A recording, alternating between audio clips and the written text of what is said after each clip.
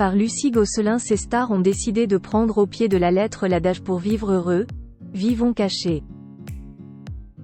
Loin des beaux quartiers de la capitale ou de ses banlieues huppées où résident tant d'artistes, ces célébrités, qu'il s'agisse de Kenji Girac, Julien Doré, Cécile de France ou l'ancienne Miss Élodie Gossuin, ont décidé d'habiter dans des coins perdus. Campagne, montagne, ou lisière de forêt, nous vous emmenons à la découverte de leur havre de paix. La suite après la publicité. Toutes les stars ne vivent pas dans les beaux quartiers du centre de Paris, les banlieues huppées genre Marne-la-Coquette ou dans des villas de rêve sur la Côte d'Azur. Ainsi Kenji Girac, dont le drame intime qu'il vient de traverser et duquel il se remet doucement, nous rappelle qu'il a depuis toujours un mode de vie très éloigné de celui des stars, lui qui habite une grande partie de l'année dans une caravane. Peu de gens imaginent que je vis encore comme ça, mais c'est mon équilibre, confiait-il aux Parisiens en 2020, assumant de vivre toujours comme un gitan. C'est un refuge dans lequel je me sens bien, et j'adore y entendre le bruit de la pluie qui me berce. Le chanteur de The Voice, dont on apprenait tout dernièrement qu'un proche venait de se suicider, avait expliqué à nos confrères alterner entre nuit dans une maison et nuit dans son refuge roulant. Pour rien au monde, y compris un appartement sur les Champs-Élysées à 10 millions d'euros, je n'abandonnerai ce petit coin de paradis. Avait-il ajouté, indiquant que la rare fois où il avait habité dans un bel appartement dont le loyer s'élevait à 4 ou 5 000 euros par mois, il était resté qu'une semaine, se sentant seul et abandonné. J'ai besoin de ma famille et de mes amis autour de moi, avait conclu l'artiste sur l'avenir duquel pèsent de nombreuses questions après la tragédie qu'il vient de traverser.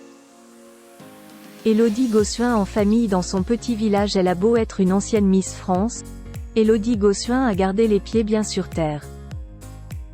Quand ce n'est pas dedans.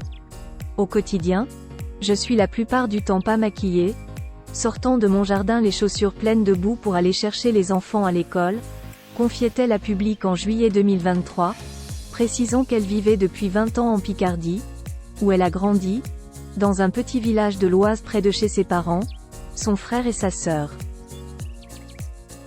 Il y a une vraie solidarité familiale, soulignait la maman de Rose et Jules, ses premiers jumeaux nés en décembre 2007 et de Joséphine et Léonard, ses seconds jumeaux nés en 2013, des enfants avec qui la vie n'est pas toujours simple. Dans cette maison du bonheur qu'elle partage avec son mari Bertrand Lachery, Élodie et les siens ont un grand jardin qui héberge de nombreuses plantes mais aussi une foule d'animaux. Il y a beaucoup d'êtres vivants chez nous, confiait-elle il y a quelques années au magazine Côté Maison. Des chiens mais aussi des poules et il n'est pas rare d'en voir gambader quelques-unes dans le jardin, comme à l'intérieur. Avec un poulailler ouvert, les petits poussins nous rendent visite, les enfants adorent.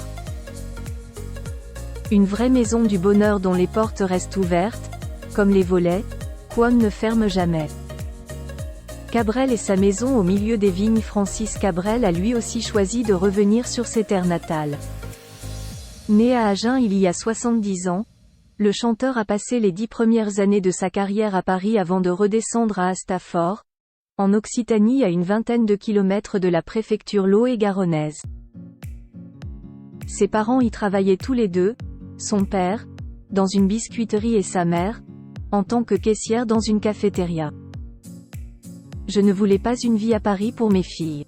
Étant donné que j'ai grandi dans quelque chose de paisible, serein, familial et de fraternel avec le voisinage, expliquait-il à RFM en 2023. Voici donc 40 ans qu'il habite une jolie maison blanche loin de tout, au milieu de vignes qu'il cultive avec son frère Philippe.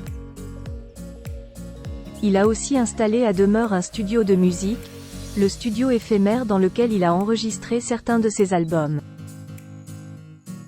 Preuve de son attachement à ce territoire, le chanteur a été conseiller municipal à Astafort de 1989 à 2004. Il a aussi financé la rénovation d'une ancienne halle au blé, transformée en salle de spectacle, et a acquis un hôtel-restaurant, le Square, géré par son aînée Aurélie, un établissement qui vient hélas d'être placé en redressement judiciaire. Contrairement à ce que son nom semble indiquer, Cécile de France est née en Belgique en 1975. C'est pourtant bien dans l'Hexagone qu'elle a choisi d'habiter. Un pays où elle a fait ses études, où elle travaille, mais dont elle a préféré fuir la capitale et ses soirées mondaines. Je n'ai pas grandi dans ce milieu. Je viens d'une petite ville de Belgique, Namur, où tout le monde se connaît, expliquait-elle au magazine Elle. Au quotidien La Nouvelle République, elle précisait: je suis profondément rurale, JH habite dans le Nord, en pleine campagne en Picardie. J'ai eu un coup de cœur pour cette maison et ça tombe bien, elle est à côté de la Belgique. J'aime me retrouver dans ma campagne avec mon compagnon et mes 2 enfants. Julien Doré a choisi de quitter Paris. La campagne, la ruralité et ses joies, telles sont aussi les raisons qui ont poussé Julien Doré à aller s'installer loin de la ville. Et le chanteur semble s'y épanouir aussi bien que les légumes gigantesques qu'il cultive et qu'il montre fièrement de temps en temps à ses fans. C'est dans les Cévennes, au-dessus d'Alès, dans le Gard, où il est né que l'artiste révélé par Nouvelle Star a trouvé refuge avec sa compagne et leur enfant en 2018.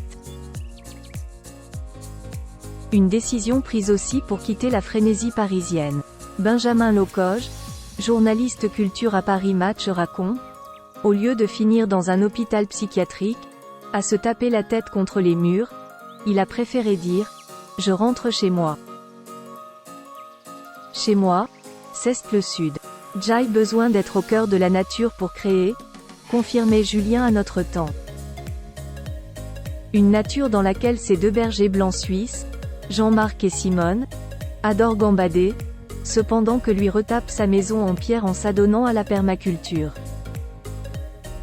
Florent Pagny se ressource en Patagonie. Il avait dû dire qu'il avait des examens en janvier. Il les fait là-bas, et si ça ne va pas, il rentre en France. Il n'est pas rentré, et s'il est toujours là-bas, c'est que tout va bien. Les nouvelles sont bonnes. Je suis ravie qu'il ne soit pas rentré, qu'il y reste. Là-bas, c'est au bout du monde, en Patagonie. La personne dont parlait ici, à Télépoche, la romancière des Emmanuel Cosso, l'ex-épouse de Kad Merad, c'est de son ami de 30 ans, Florent Pagny. Le chanteur, qui se bat depuis 2 ans contre un cancer, a choisi de livrer la bataille de sa vie en Argentine, sur les terres de son épouse Azucena, où il a élu domicile depuis 1997. Une région parmi les moins peuplées de la planète où il a trouvé, ainsi qu'il l'expliquait à TF1 il y a quelques années, une petite maison sans prétention. On est au milieu de rien du tout, mais c'est ça qui est bien, confiait-il. C'est là, dans ces paysages épurés et arides où il s'offre de longues randonnées à cheval ou à moto, que le chanteur et sa femme ont élevé leurs 2 enfants, un K et Elle, qui ont bien grandi. C'est là aussi que Kenji était allé lui rendre visite, époustouflé par la beauté de cette